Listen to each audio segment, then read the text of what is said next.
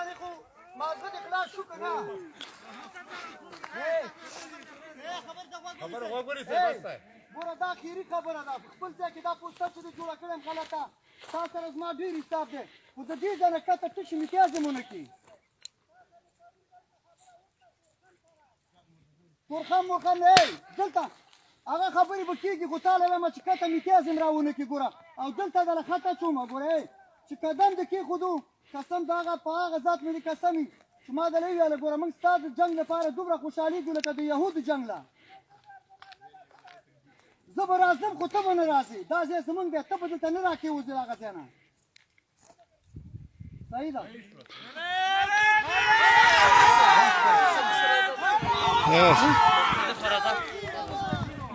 امیر اجازه وکړه چې پوه شو